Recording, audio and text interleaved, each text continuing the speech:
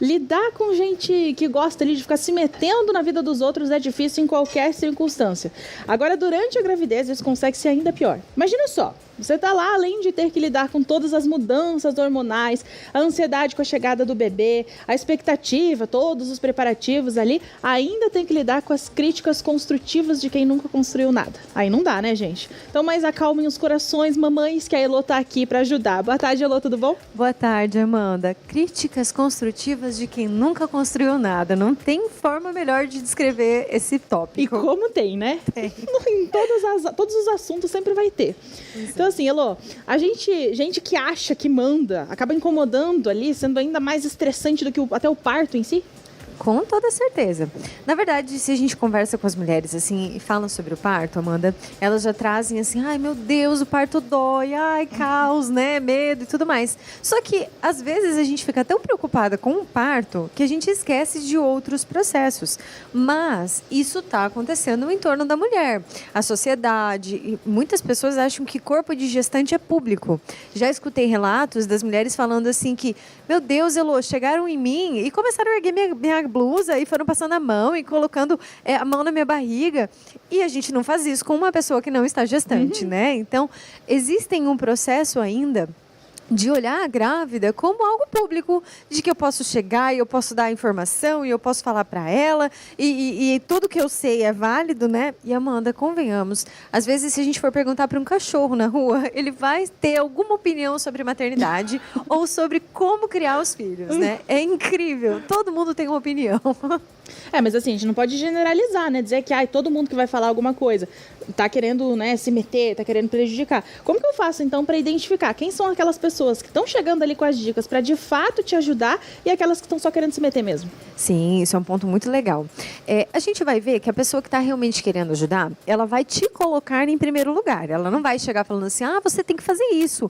Você deveria fazer isso, né? Eu escuto muitas coisinhas sobre a amamentação, por exemplo, né? Você tem que fazer bico, tem que passar bucha no seu peito, né? E não é bem assim. Então, a pessoa que ela realmente quer te acolher, ela vai olhar para você e vai perguntar, e aí, como é que está a gestação? Como é que você está? Como é que está o preparo? Então, ela te coloca como protagonista do teu processo. Ela não vai chegar descarregando todo um processo ali em cima de você, né?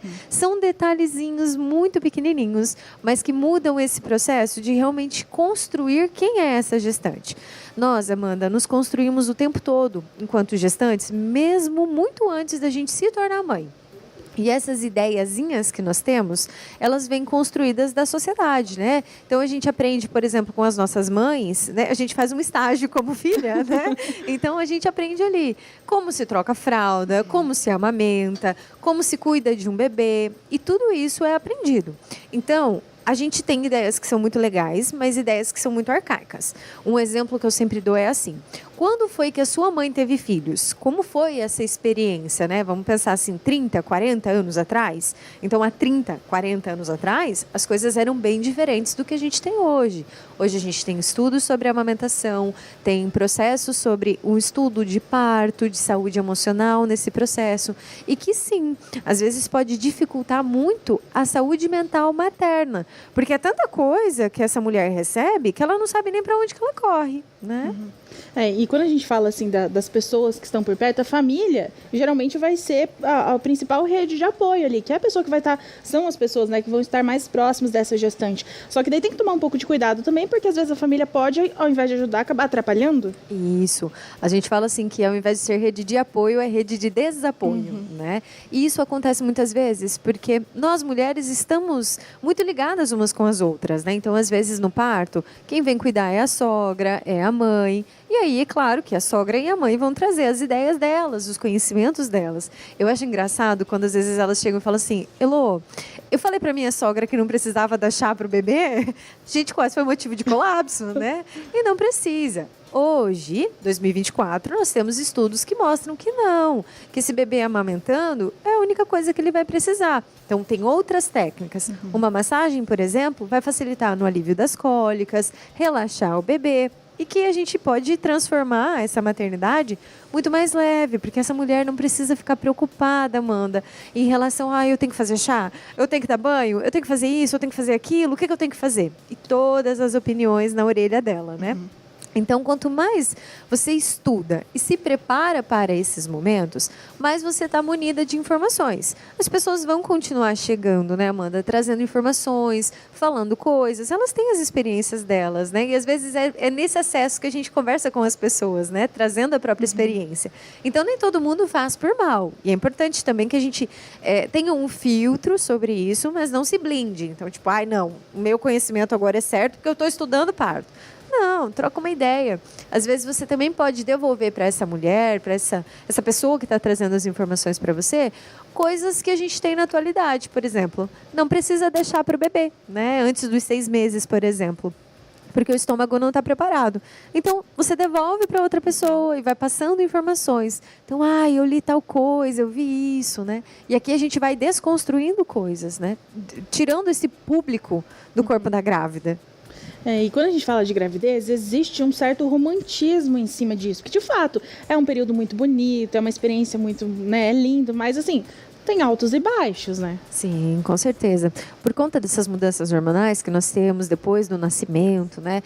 Até a mudança de rotina também, né, Amanda? Quando a gente não tem filhos, a gente dorme, acorda a hora que quer, come a hora que quer, né? Toma banho quentinho. E quando tem filhos, às vezes não é assim, porque quem manda muito na rotina são os bebês, né? E é importante pensar nisso. Então, essas adaptações normais que vamos ter no pós-parto, elas são causadoras de conflitos na própria mulher.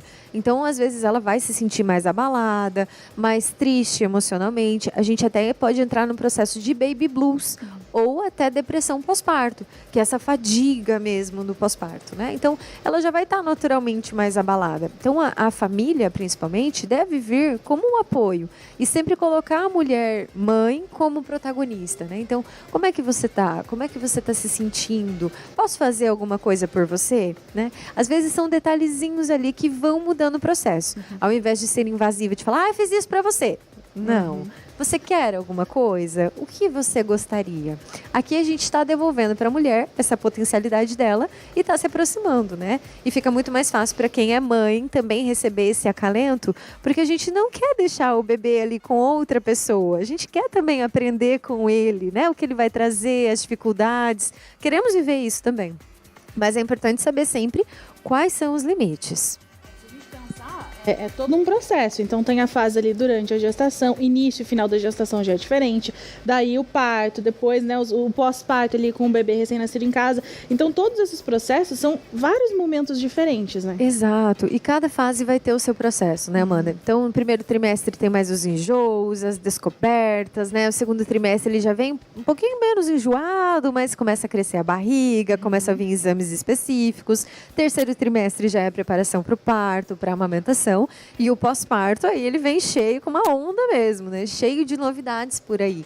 E mesmo toda a preparação que essa mulher pode fazer, ainda assim podem vir expectativas e coisas novas, né? Nós estamos falando de uma outra vida e que foge do nosso controle. Mas quanto mais nós nos preparamos para esse processo, mais fácil fica para a gente gestar sem medo, ter um parto sem medo, sem violência. E esse é um ponto principal quando a gente fala de educação perinatal, que é essa educação do parto, né? É se preparar, saber dizer não, saber quem é a pessoa que vai estar com você no parto, porque às vezes a gente acha que é o marido, é a melhor opção e não é ele, né? Por medo, enfim, acabam passando mal. Então, preparar essa gestante é tão importante para que ela saiba.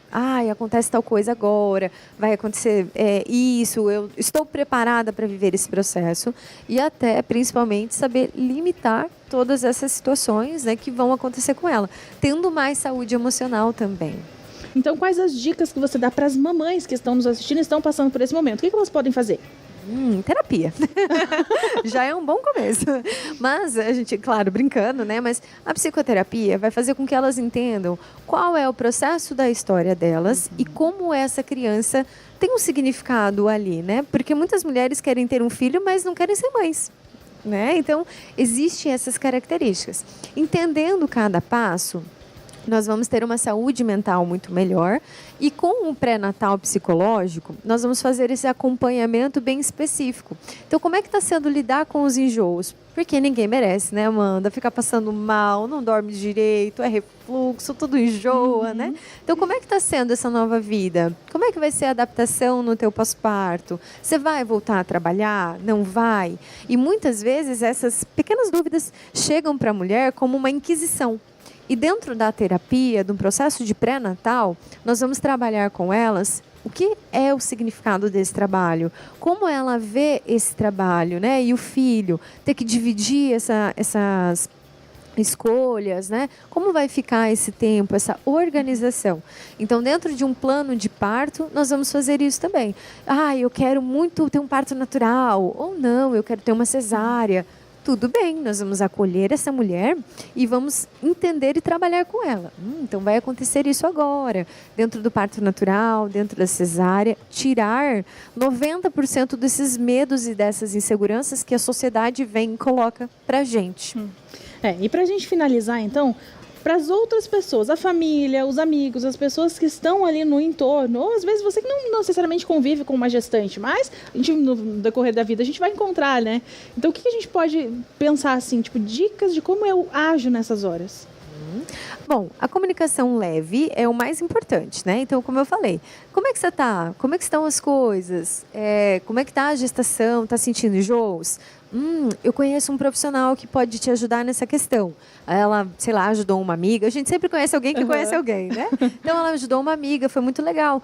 Hoje, as redes sociais, Amanda, elas são uma porta de entrada muito grande para os profissionais. Às vezes, a gente acaba descobrindo problemas que a gente nem sabia que tem, né? Por conta dos posts, dos vídeos. Então, estar atenta a isso também é um ponto legal, né? E a gente pode trazer para essa mulher, de uma forma não invasiva, esses conteúdos. Tipo, eu vi que tem uma nutricionista legal para você.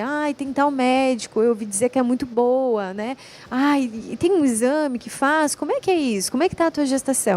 Então, sempre trazer essa mulher como protagonista da própria história e, claro, se colocar à disposição.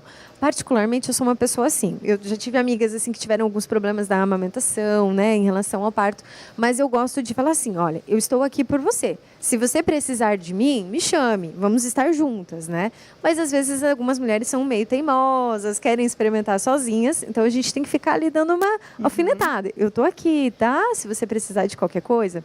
E Amanda, um segredo.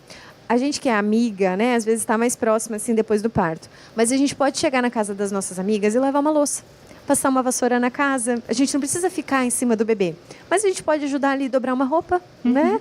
Pronto, não precisa guardar a roupa, abrir as... Não, só guarda a roupa, passa uma vassoura ali no chão. Vamos fazer um café? Vou fazer um café pra gente. E assim, sempre pensando até onde essa mulher vai dar essa liberdade para você. Se coloque à disposição, não imponha, né? Exato. Então agora você aí de casa que quer falar diretamente com a Elô, gostou das dicas e quer saber mais, como que faz para te seguir nas redes sociais? Eu tenho um Instagram, Heloísa Feltrin, _psicóloga. Pode entrar em contato comigo por lá, tem um link na bio que tem o meu WhatsApp. Eu atendo online e atendo presencial em Cafelândia, mas a gente pode conquistar o mundo, né? O online tem para isso. Tanto para o pré-natal psicológico, para um acompanhamento com a amamentação. Eu estou aqui para te ajudar na tua gestação e tornar ela mais leve. Perfeito, Elô, muito obrigada pela sua participação e até a próxima. Até.